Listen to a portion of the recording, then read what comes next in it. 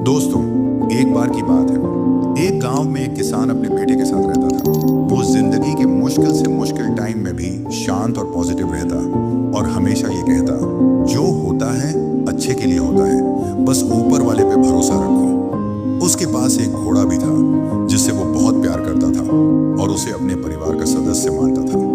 एक दिन वो घोड़ा कहीं चला गया। किसान ने पूरे गांव में उसे ढूंढा पर वो कहीं नहीं मिला। सभी गांव वाले इकट्ठा होकर किसान के पास गए और दुख जताते हुए बोले, आपका घोड़ा खो गया, ये बहुत बुरा हुआ, आप बहुत बदकिस्मत हैं। इस पर किसान ने मुस्कुराते हुए कहा, भले ही मेरा घोड़ा खो गया है, पर जो होता है अच्छे के लिए होता है। मुझे ईश्वर पर विश्वास है।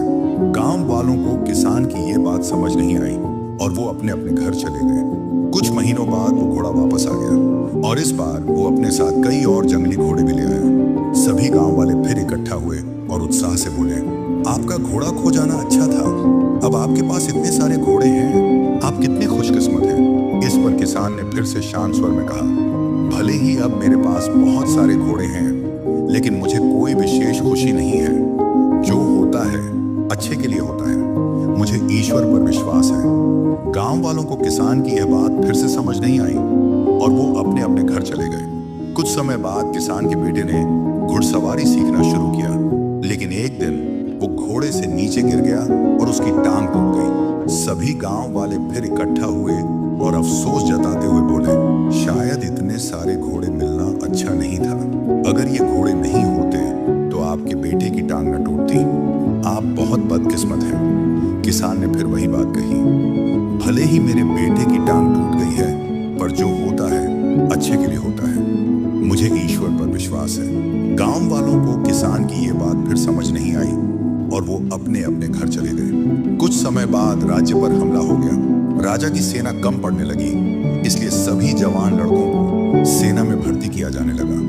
लेकिन किसान का बेटा युद्ध में जाने से बच गया क्योंकि वह घायल था। सभी गांव वाले फिर इकट्ठा हुए और भावुक होकर बोले, आपका बेटा युद्ध में जाने से बच गया, आप कितने खुशकिस्मत हैं। पर हम सब बहुत दुखी हैं क्योंकि हमारे बेटे युद्ध में चले गए।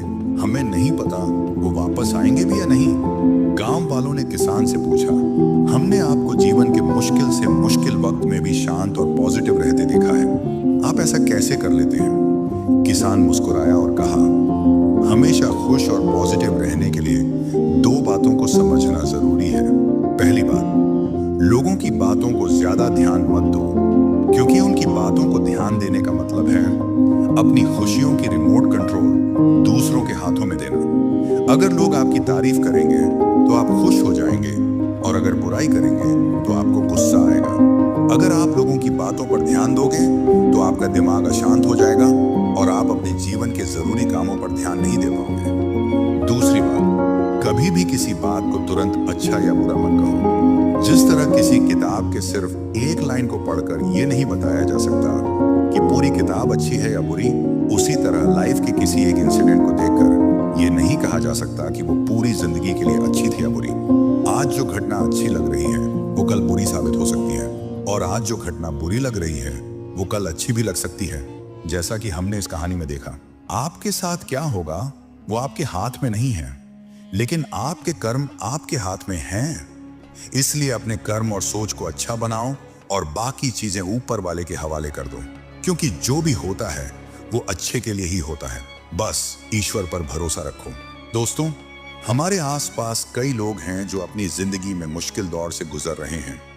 हो सकता है कोई हिम्मत हार चुका हो, कोई खुद को अकेला महसूस कर रहा हो, या कोई अपनी परेशानियों से लड़ते लड़ते थक चुका हो। शायद सिर्फ एक सही बात सही समय पर किसी की पूरी जिंदगी बदल सकती है। अगर आपको यह कहानी पसंद आई और इससे आपको प्रेरणा मिली तो इसे जरूर शेयर करें। क्या पता आपका एक शेयर किसी के जीवन में रोशनी ले आए, किसी को उम्मीद दे दे या किसी को फिर से मुस्कुराने की वजह मिल जाए। ऐसी ही प्रेरणादायक कहानियां हर दिन सुनने के लिए वीडियो को लाइक, चैनल को सब्सक्राइब और बेल आइकन दबाना ना भूलें।